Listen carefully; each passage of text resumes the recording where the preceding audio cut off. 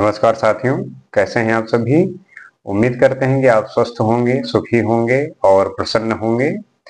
जैसा कि हमारा किसी न किसी विचार को लेके, नीतियों को लेके, सिद्धांत को लेके और ऐसी समझ जिसके विकसित होने के बाद आपके निर्णयों में एक संपूर्णता, एक गहराई और वो निर्णय जो आपके जीवन में एक सही दिशा में एक सही वैल्यूएशन कर सके उन विचारों का, उन निर्णयों का और आपके जीवन में एक सुंदर और सौंदर्य का प्रवाह, एक सुगंधित और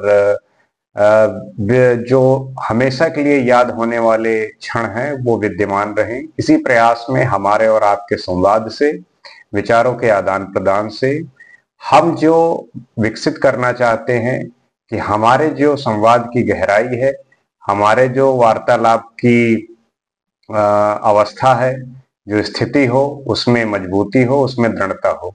उसी में आज हम कुछ और नियमों को, कुछ नीतियों को समझने का प्रयास करेंगे और जानेंगे कि जो हमारे चिंतकों ने अपने अनुभवों से, अपने ज्ञान से, बोध से हमें अवगत कराने की कोशिश की है, उसी में थोड़ा सा आज हम और गोते लगाएंगे और जो खगालने की कोशिश करेंगे कि हम उनसे क्या सीख सकते हैं।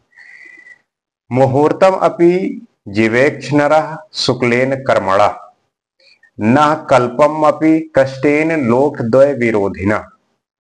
अर्थात मनुष्य को यदि एक मुहूर्त अर्थात 48 मिनट्स का जीवन मिले तो उसे उत्तम और पुण्य कार्य करते हुए जीवित रहना चाहिए, क्योंकि ऐसा ही जीवन उत्तम है। परंतु इस लोक और परलोक में दुष्ट कर्म करते हुए हजारों वर्ष जीना भी व्यर्थ है। भाव यह है कि मनुष्य को जीवन बहुत भाग्य से मिलता है। यदि जीवन बहुत छोटा भी हो तो उसे अच्छे कर्म करते हुए जीवित रहना चाहिए, परंतु बुरे काम करते हुए हजारों साल का जीवन भी व्यर्थ है। अर्थात मनुष्य का धर्म है कि अच्छे कर्म करता हुआ अपने जीवन को बिताए। तात्पर्य यह है कि आपको सदैव अच्छे धर्म करने चाहिए, अच्छे काम करने चाहिए। लेकिन ये आपको भी पता है, ये सब कोई जानता है कि अच्छा कर्म, सत्य के मार्ग पे चलना और इस मार्ग के माध्यम से क्या आपको भी उसका आदर, सम्मान, वो प्रतिष्ठा सब कुछ मिलता है। शायद जब आप सोचेंगे तो आपको लगेगा कि शायद ये झूठ है, क्योंकि आप ऐसे लोगों को समाज में देखेंगे जो मिथ्याचारी हैं, चोर हैं और अलग अलग तरीके के वो अपने आडंबर गढ़े हुए हैं। उसके बावजूद भी उन्हें इस समाज में आदर, सत्कार, प्रतिष्ठा ये सब कुछ मिलता है।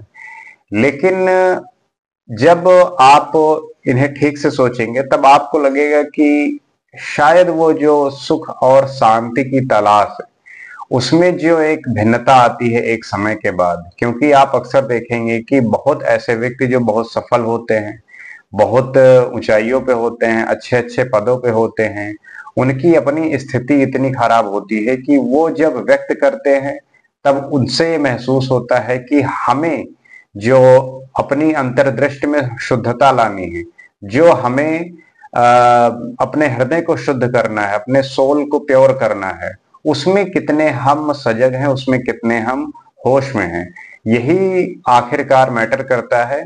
और ये डिपेंड करता है कि आपका जो समय है उसको कितने तरीके से सदुपयोग करते हैं। क्योंकि अगर आपको एक मुहूर्त भी मिले तब भी आपको सदैव इस बात को सोचना चाहिए कि उसमें पुण्य और उत्तम कार्य करते हुए अपने जीवन की जो उपलब्धता है, अपने जीवन का जो वैलिडेशन है उसमें ऐड ऑन कर सकें, उसमें इम्प्रोवाइजेशन कर सकें, ताकि उस पद्धति से होते हुए आपको वो क्षण प्राप्त हो जिसके तलाश में आप भटकते रहते हैं। गते शोको न कर्तव्यो भविष्यम नैव चिंतयेत वर्तमानेन कालेन प्रवर्तन्ते विचक्षणा। जो बातें बीत चुकी हैं उन पर शोक नहीं करना चाहिए और भविष्य की चिंता नहीं करनी चाहिए। बुद्धिमान लोग वर्तमान समय के अनुसार कार्य में लगे रहते हैं। व्यक्ति को चाहिए वह बीती हुई बातों पर शोक करने में समय व्यर्थ ना गवाए। उसे इस बात की भी चिंता नहीं करनी चाहिए कि आगे क्या होने वाला है। बुद्धिमान व्यक्ति को वर्तमान स्थितियों के अनुरूप अपने काम में लगे रहना चाहिए, उसमें अच्छाई लाने का प्रयत्न करना चाहिए। अक्सर ये मैं बातें करता रहता हूं कि व्यक्ति को कभी भी अपने अतीत में और आने वाले समय में अर्थात फ्यूचर में उसको नहीं जाना चाहिए। आपके पास्ट में क्या हुआ है आप उसके बारे में नहीं सोचना, आपको जो आप फ्यूचर में क्या होने वाला है, आने वाले समय में क्या होने वाला है उसके बारे में भी नहीं सोचना, क्योंकि जब आप ये सोचते हैं तब आप वो कर रहे होते हैं जिसका कुछ पुख्ता सबूत ही नहीं है, जिसका कोई मतलब ही नहीं रह जाता आपके प्रेजेंट लाइफ से।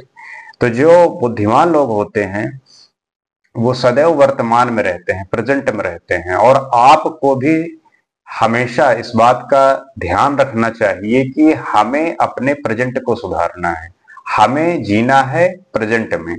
तात्पर्य यह है कि जब आप इस समय हो तो इसी समय वो कार्य में आप संपूर्ण रूप से हो या नहीं। आप किसी कार्य में जब रहते हो, कोई कार्य कर रहे हो तो किसी काम में बिजी रहते हो, तब आप अगर ध्यान साधेंगे तब आप पाएंगे कि जो कार्य आप कर रहे होते हो वहां पे होते ही नहीं हो, बहुत आंशिक रूप से होते हो। कहीं आप पास्ट में होते हो, कहीं आप फ्यूचर में होते हो, कोई बात आपकी पास्ट की आपके सामने आ जाती है, कभी फ्यूचर का सोचने लगते हो, लेकिन जो कार्य आप कर रहे होते हो उसमें आप होश में ही नहीं रहते। इसी वजह से आपको कोई भी कार्य जो है बार बार करने का इच्छा होता है।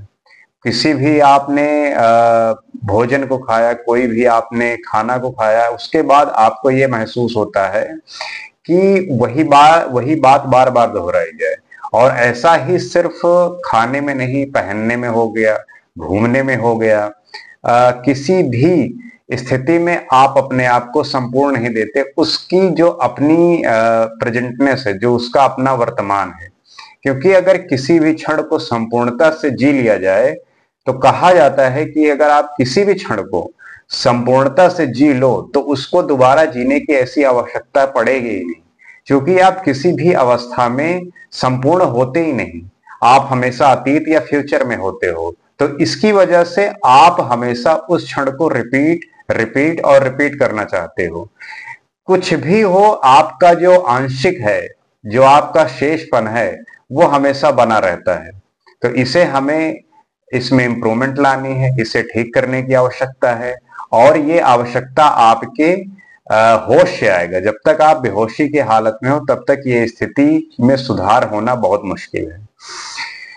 स्वभावेन ही तुष्यन्ति देवा सत्पुरुषः पिता ज्ञातया स्नान पानाभ्याम वाक्य दानेन पंडिता।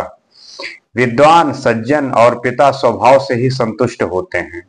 बंधु बांधव अच्छे खान पान से, पंडित लोग मधुर भाषण से ही प्रसन्न होते हैं।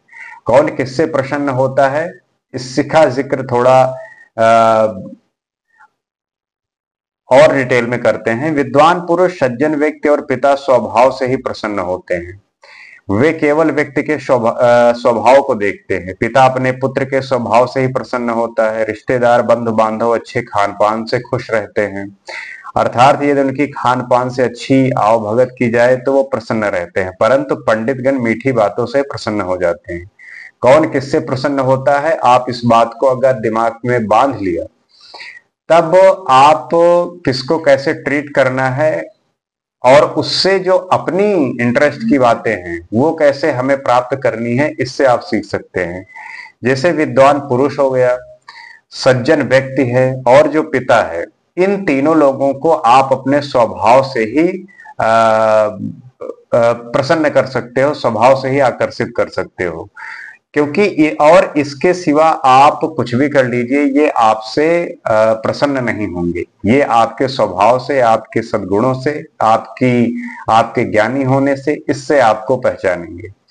जो बंधु बांधव होते हैं, रिश्तेदार होते हैं, अगर आप उनको अच्छा खाना खिलाते पिलाते हैं, अच्छा आवभगत करते हैं, आदर करते हैं, तो इस तरीके से वो जो है प्रसन्न रहते हैं। परंतु जो पंडित गण हैं उनको जब तक आप मीठी बातें ना सुनाइए तब तक वो प्रसन्न नहीं होते, क्योंकि वो उस जो अहंकार का बोध है उसको जब तक वो महसूस नहीं करते, उनको इस बात का हमेशा एक रिक्तता रहती है कि वो मिसिंग है जिसकी मुझे तलाश है। तो जिसको जिसकी तलाश है उसमें अगर आप पूर्ति कर पा रहे हैं, उसमें अगर आप अपनी जो इच्छाएं हैं उनको शायद दमन करके उनकी इच्छाओं की पूर्ति कर पा रहे हैं, तब शायद वो आपसे प्रसन्न होंगे।